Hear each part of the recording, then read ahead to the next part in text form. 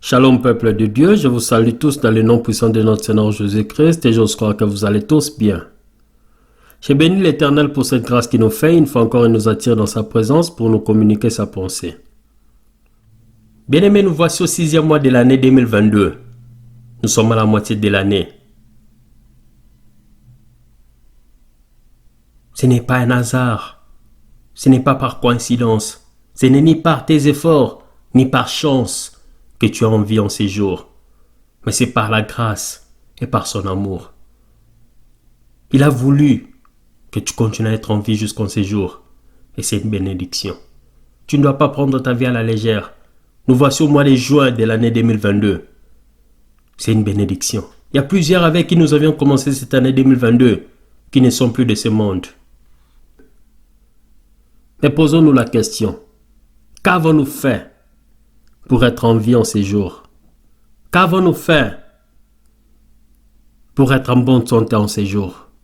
Il y a plusieurs avec qui nous avions commencé cette année 2022 qui avaient plus de moyens que toi et moi. Mais aujourd'hui se retrouvent sur des lits des hôpitaux. Même leur argent ne peut pas les aider. Il y a de ceux qui étaient en bonne santé au début de cette année 2022 qui se retrouvent dans des situations compliquées, qui se retrouvent dans des dettes, qui sont accablés par des problèmes. Il y a de ceux avec qui nous avions commencé cette année 2022, qui n'ont plus la paix. Il y a de ceux qui avaient bien commencé cette année, tout en étant libres. Ils se retrouvent dans des prisons. Il y a même de ceux qui sont innocents, mais se retrouvent injustement enfermés. Tout simplement parce qu'ils étaient au mauvais moment, au mauvais endroit. Et ils se retrouvent victimes de l'injustice de la vie. Il y a plusieurs avec qui nous avions commencé cette année 2022, aujourd'hui qui ne sont plus de ce monde. Mais si toi et moi nous sommes en bonne santé, nous sommes libres, nous sommes en vie jusqu'en ces jours, nous avons la paix, la joie, la tranquillité, nous sommes appelés à être reconnaissants vis-à-vis de ce Dieu. Nous n'avons rien à lui remettre. Nous n'avons rien à lui donner. L'or et l'argent lui appartient. Mais la seule chose que nous pouvons lui remettre, c'est notre gratitude et notre reconnaissance.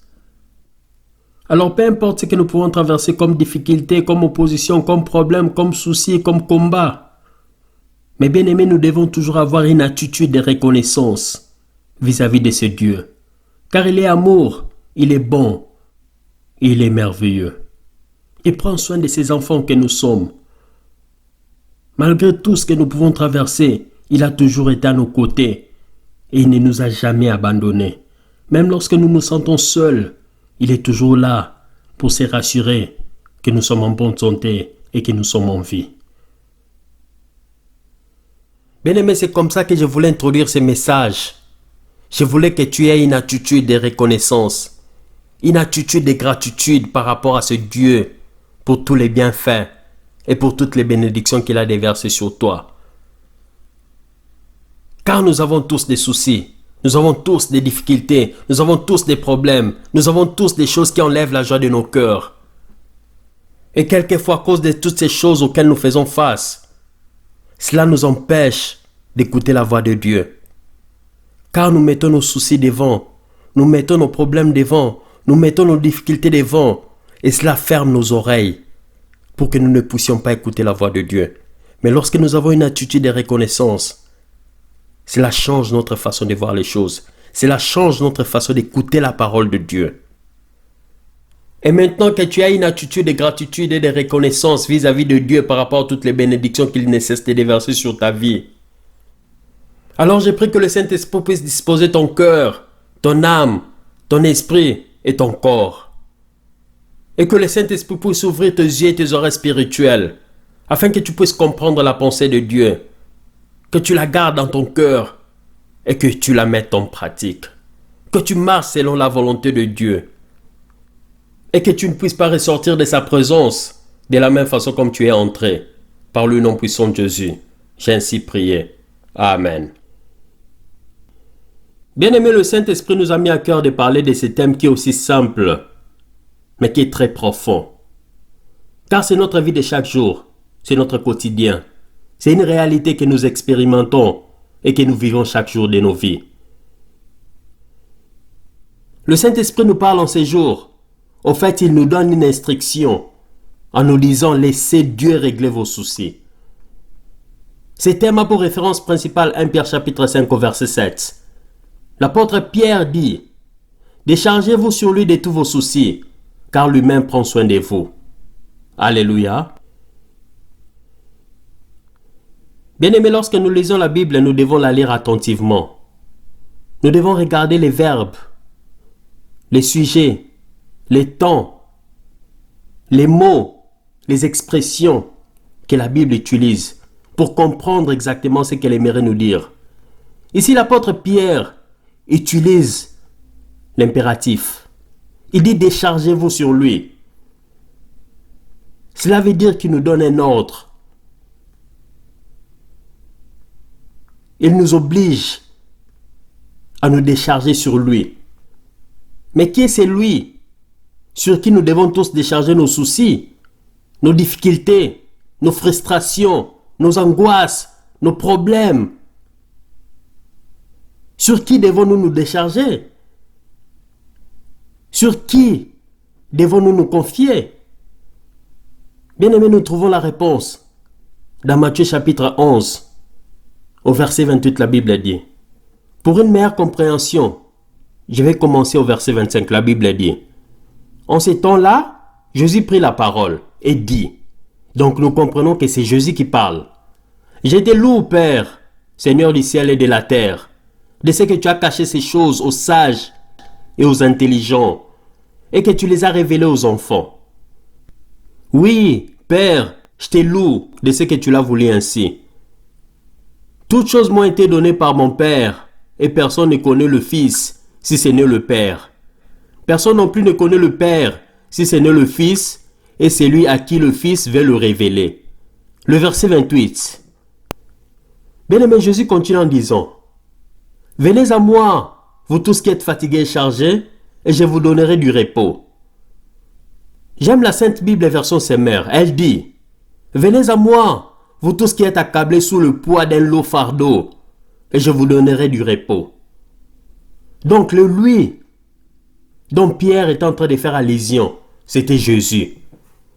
Il dit, toi qui as un fardeau, toi qui as un souci, toi qui as une difficulté, toi qui as une frustration, toi qui as un poids, toi qui es accablé par des problèmes, toi qui as un lourd fardeau, toi qui es accablé par des soucis, toi qui as des situations compliquées, toi qui as des questions qui ne trouvent pas de réponses, toi à qui les médecins ont dit que ta situation est compliquée, toi à qui les médecins ont dit que ta maladie est incurable, toi à qui les médecins ont dit que ta situation est impossible, l'Éternel te dit, viens à lui, viens te décharger à ses pieds, viens te décharger sur lui, viens avec tous ces poids, viens avec toutes ces difficultés, viens avec tous ces problèmes.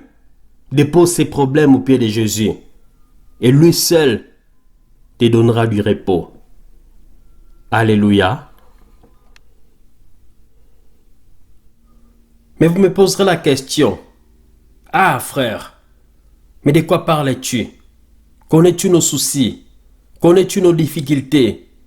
Connais-tu les problèmes auxquels nous faisons face? » Et Jésus, lorsqu'il disait « Venez à moi, vous tous qui êtes accablés sous le poids d'un lourd fardeau, et je vous donnerai du repos. » L'apôtre Pierre, lorsqu'il disait « Déchargez-vous sur lui, vous tous qui avez des soucis, car lui-même vous donnera du repos. » Faisait-il allusion à cette génération?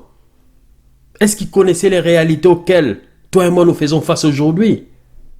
N'est-ce pas qu'eux étaient en train de parler à l'ère contemporain, aux gens de leur génération? Mais ils n'ont pas vécu dans notre génération. Ils ne connaissent pas les réalités auxquelles toi et moi nous faisons face aujourd'hui. Ils n'ont jamais vécu dans un monde Android, un monde iPad, le monde iPhone. Nous vivons aujourd'hui une génération différente. Les choses ont changé.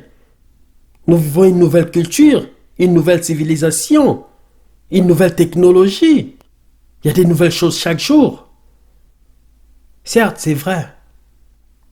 Nous vivons une nouvelle génération. une nouvelle culture, une nouvelle époque. À propos, nous vivons la pire des générations, la génération la plus perverse, la génération des TikTok, des WhatsApp, des Twitter, des Facebook, la génération des selfies, des sextapes. Nous vivons dans la génération Android, une génération là où il y a des nouvelles choses chaque jour. Nous nous sentons mal ou nous nous sentons déconnectés lorsque nous n'avons pas de nouvelles choses. Lorsque nous ne sommes pas à la page,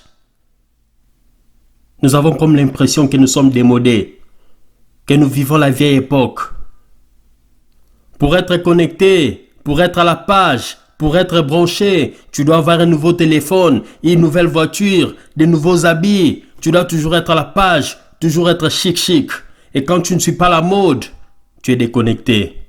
Tu es en retard. C'est la génération dans laquelle toi et moi nous vivons, bien-aimés. Nous n'avons pas la paix, nous n'avons pas la joie. Lorsque nous sommes en retard par rapport à la mode.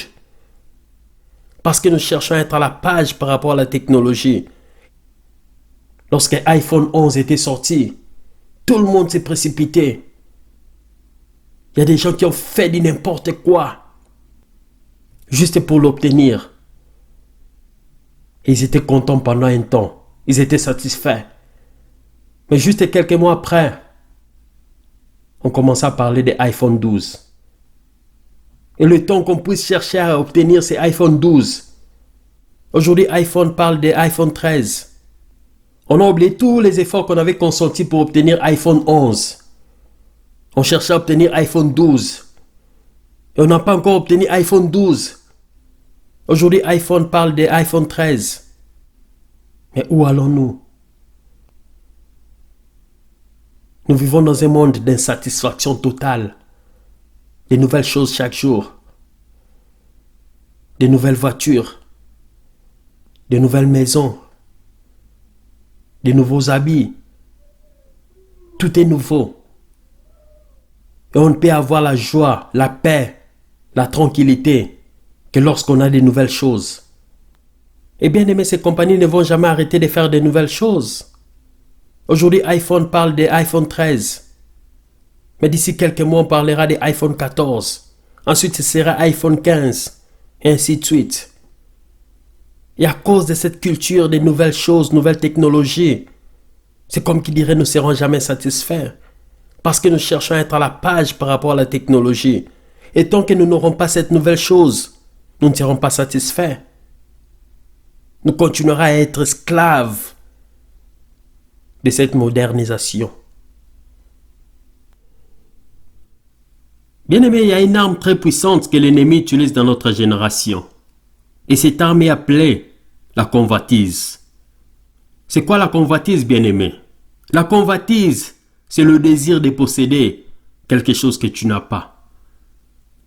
Dieu bénit, c'est vrai. Mais il y a de ces choses qu'il ne peut pas nous donner quand nous ne sommes pas encore prêts. Bien-aimé Paul dit, je sais vivre dans l'humiliation et je sais vivre dans l'abondance. En tout et partout, j'ai appris à être rassasié et à avoir faim, à être dans l'abondance et à être dans la disette. Qu'est-ce que cela veut dire?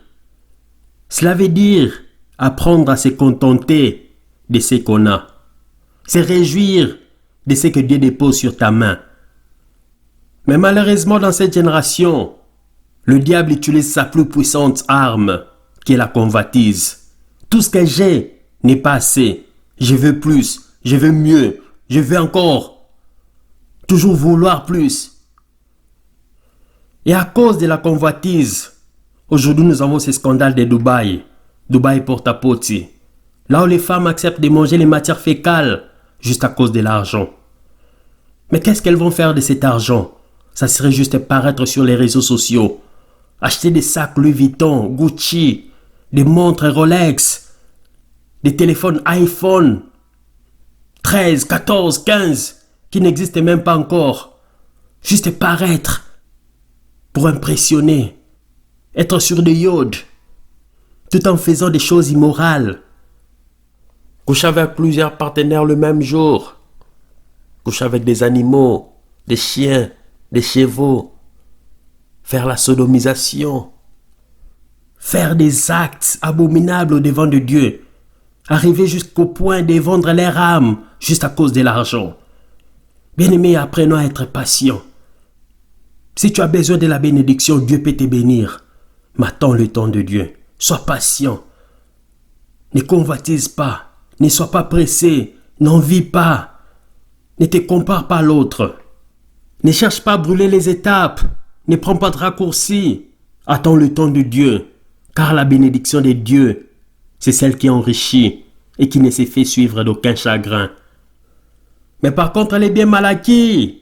Ne profite jamais personne et se fait suivre de beaucoup de chagrin, des malédictions, des problèmes, des remords, des regrets, des soucis, d'angoisse, des culpabilités, des pleurs et des grincements des dents. Alors bien-aimé, apprends à être patient. Attends le temps de Dieu. Car les paniers circulent encore. Alléluia. Et non seulement cette nouvelle culture, des nouvelles choses, des nouveaux ceci, nouveaux cela.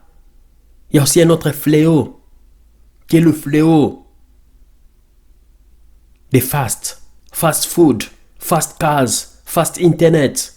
Tout est fast. Même pour préparer nos arrière-parents,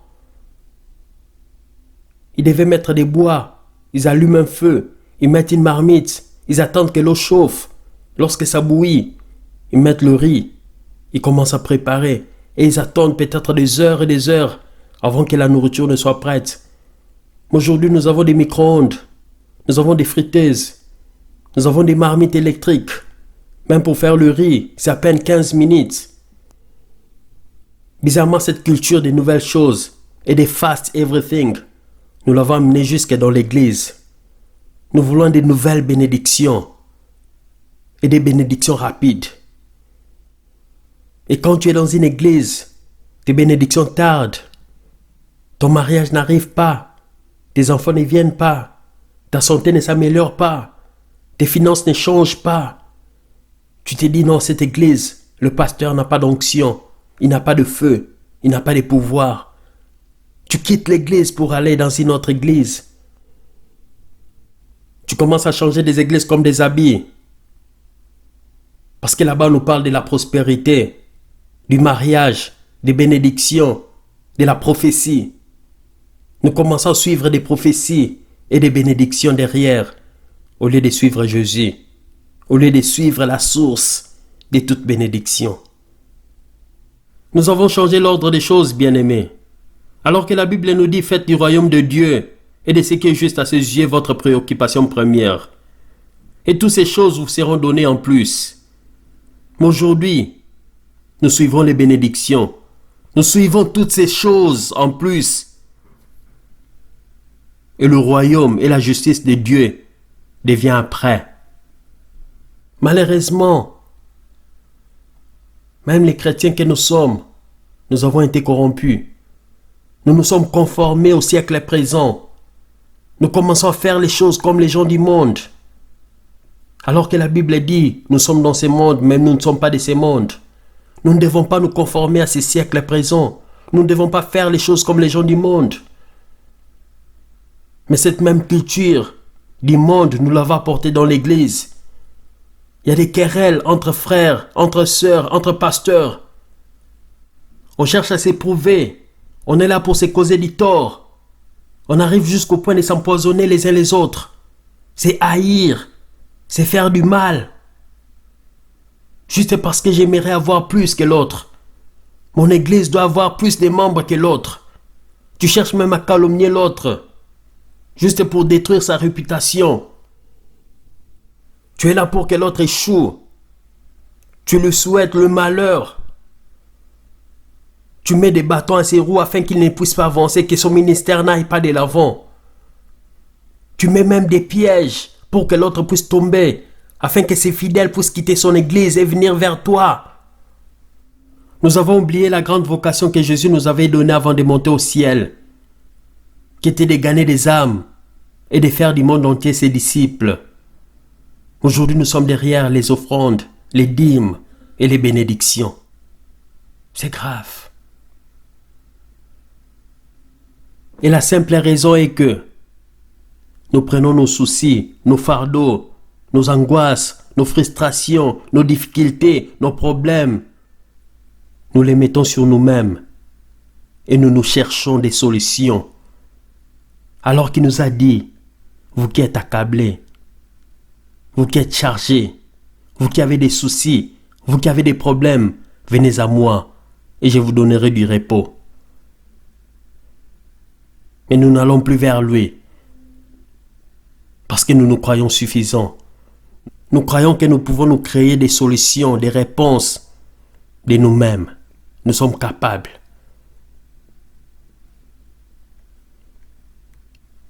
Bien-aimé, Jésus connaît toutes choses.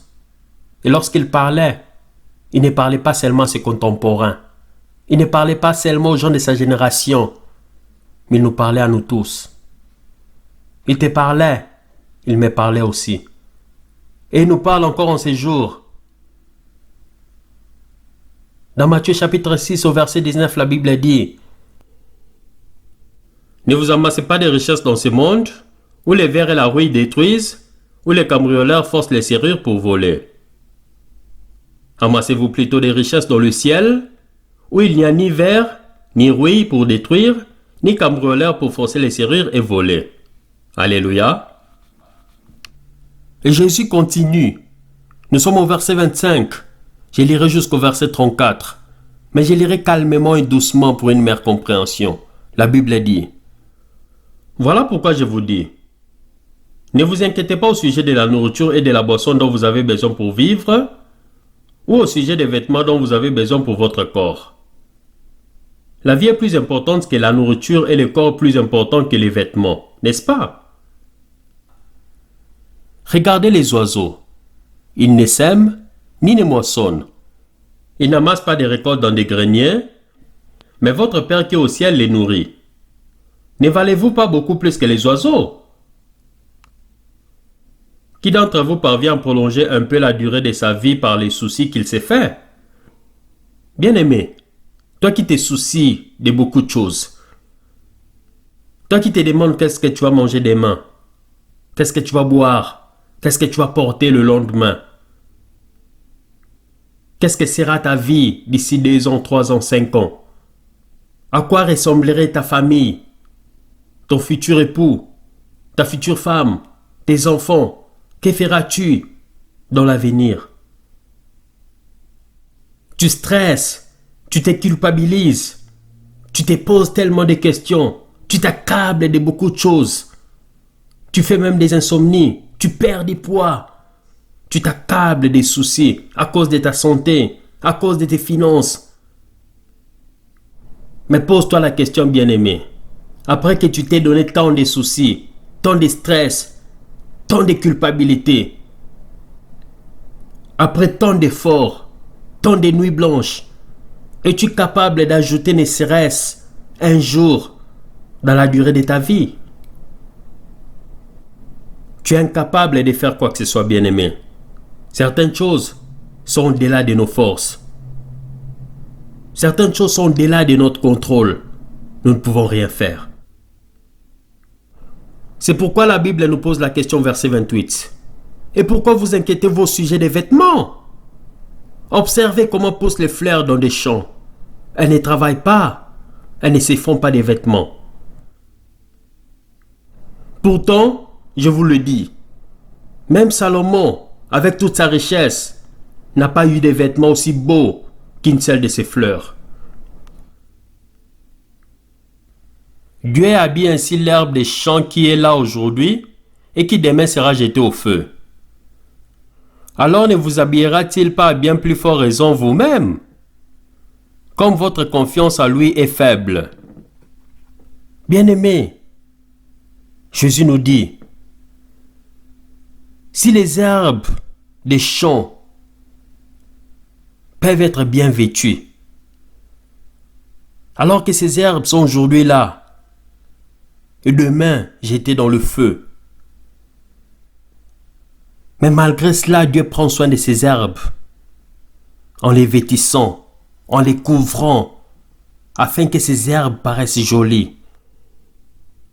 À combien plus forte raison, bien-aimés, toi et moi, qui avions été créés à l'image et à la ressemblance du Dieu Tout-Puissant, penses-tu qu'il ne nous donnera-t-il pas à manger? Qu'il ne nous donnera-t-il pas à boire? Qu'il ne va pas nous vêtir? Bien-aimés, ne nous soucions de rien. Ne nous inquiétons pas. Ne nous laissons pas accabler par ces difficultés, par ces problèmes, par ces soucis, par tout ce que nous voyons sur cette terre. Car toutes ces choses ne sont que vanité. Bien-aimé, Jésus continue en disant, nous sommes au verset 31, la Bible dit, « Ne vous inquiétez donc pas en disant, qu'allons-nous manger? Qu'allons-nous boire? Qu'allons-nous mettre pour nous habiller ?» Ce sont les païens qui recherchent sans arrêt tout cela. Mais votre Père qui est au ciel sait que vous en avez besoin. Préoccupez-vous d'abord du royaume de Dieu et de la vie juste qu'il demande, et Dieu vous accordera aussi tout le reste. Ne vous inquiétez donc pas du lendemain. Le lendemain se souciera de lui-même. À chaque jour suffit sa peine. Alléluia. Bien-aimé, voici le message que l'Éternel voulait que tu écoutes en ces jours. Voici la prédication que le Saint-Esprit voulait te parler en ces jours. Voici l'instruction que Dieu voulait te donner en ces jours. Toi qui as des soucis, toi qui as des difficultés, toi qui fais face à la stérilité, toi qui fais face au chômage, toi qui fais face au célibat, toi qui fais face à la maladie, toi qui fais face aux dettes, peu importe les problèmes auxquels tu fais face, toi qui es accablé par des problèmes, par des difficultés, par des soucis, l'Éternel te dit en ces jours, viens à moi. Toi qui es accablé sous le poids d'un lourd fardeau, je te donnerai du repos. Viens te décharger sur moi. Viens déposer sur moi tes soucis, tes frustrations, tes difficultés, tes problèmes, tes angoisses. Car moi, je vais prendre soin de toi. Viens déposer à mes pieds tout ce qui te surpasse, toutes les questions de ta vie. Même si on t'avait condamné au célibat, on avait dit que toi tu ne vas jamais te marier. Mais lui dit, il n'est pas bon que l'homme soit seul. Je lui créerai une aide semblable. Ta côte, la personne que Dieu a réservée pour toi est en chemin. Dépose tout simplement ces fardeaux à ses pieds. Dépose cette situation de célibat à ses pieds. Et il interviendra. Même si on t'avait dit que tu n'auras jamais d'enfant, mais lui déclare qu'il n'y aura aucune femme stérile ni une femme qui n'avorte. Viens déposer cette situation de la stérilité à ses pieds. Il va puissamment se faire voir dans ta vie. Bien-aimé, toi qui fais face à une situation compliquée, une situation difficile, une situation puissante, l'Éternel te dit, je suis Elohim, le Dieu créateur, puissant et fort. Je suis El Shaddai, le Dieu tout-puissant. Je suis Adonai, ton Seigneur et Sauveur. Toi qui ne sais pas par où commencer, parce que tu te sens seul, tu te sens perdu, il te dit, je suis Yahweh, je suis Jéhovah, je suis celui qui suis, je suis ton Dieu et je suis avec toi. Tu as des dettes, tu ne sais même pas par où commencer. Tu as une grande vision, tu as des grands rêves, tu as des grands projets, mais tu n'as pas de moyens. Bien-aimé, viens déposer ses problèmes à ses pieds, car il est Yahweh Jireh. Il pourvoira. Il est celui qui donne la vision et il donne la provision. Bien-aimé, tu es malade. Les médecins ont dit qu'il n'y a pas d'espoir par rapport à ta situation. Ta maladie est incurable. Nous avons tout essayé, nous ne pouvons plus rien faire. Il te dit, je suis Yahweh Rapha, ton guérisseur. C'est lui qui guérit sans cicatrice. Viens déposer cette situation à ses pieds. Il te guérira, car il est Yahweh Rapha. Toi qui manques la paix, toi qui es accablé par des problèmes, tu fais des insomnies, tu n'arrives plus à dormir la nuit, viens déposer ces problèmes à ses pieds. Il est Yahweh Shalom qui te donne la paix. Toi qui te sens comme une brebis égarée, une brebis perdue, tu n'as pas de maître, tu n'as pas de référence, tu ne sais même pas par où commencer, tu te sens désorienté. Viens à lui. Il est l'Éternel ton berger, son nom est Yahweh Roi. Toi qui te sens seul, tu n'es pas seul. Il est Yahweh Shammah, il est ici avec toi. Il est Yahweh Sabaoth, le maître de l'univers. Il est El Elyon, le Dieu très haut. El Olam, Dieu d'éternité. El Gibo, le Dieu tout-puissant. Il est Yahweh Nissi, il est Yahweh Kadesh.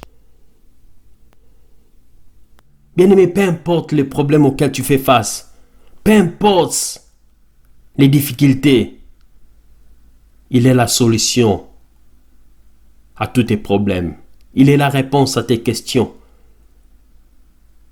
Il est celui dont tu as besoin. Alors viens à lui avec tout ce dont tu fais face. Dépose ses fardeaux à ses pieds.